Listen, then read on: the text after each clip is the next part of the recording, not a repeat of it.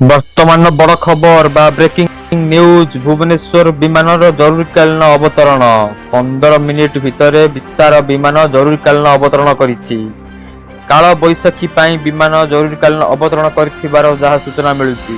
ଭୁବନେଶ୍ୱରରୁ ଦିଲ୍ଲୀ ଅଭିମୁଖେ 170 ଜଣ ଯାତ୍ରୀଙ୍କୁ ନେଇ ଯାଉଥିବା ବିସ୍ତାର ବିମାନ ଅଚାନକ କୁଆପଥର ମାଡ଼ କାରଣରୁ ଜରୁରୀକାଳୀନ ଅବତରଣ କଲା ବିମାନ। କାହାରି କିଛି କ୍ଷୟକ୍ଷତି ହୋଇନଥିବା ଭୁବନେଶ୍ୱର ବିମାନ ବନ୍ଦର ପକ୍ଷରୁ ସୂଚନା ମିଳିଛି। ବର୍ତ୍ତମାନ ବଡ଼ ଖବର ବା ବ୍ରେକିଂ ନ୍ୟୁଜ ଯାହା ଆମ ପାଖରେ ପହଞ୍ଚୁଛି। ଭୁବନେଶ୍ୱର ବିମାନର ଜରୁରୀକାଳୀନ ଅବତରଣ। 15 ମିନିଟ୍ ଭିତରେ ବିସ୍ତାର ବିମାନ ଜରୁରୀକାଳୀନ ଅବତରଣ କରିଛି।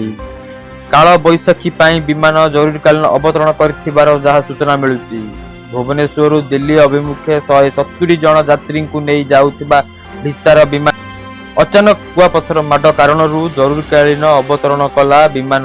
କାହାରି କିଛି କ୍ଷୟକ୍ଷତି ହୋଇନଥିବା ଭୁବନେଶ୍ୱର ବିମାନ ବନ୍ଦର ପକ୍ଷରୁ ସୂଚନା ମିଳିଛି।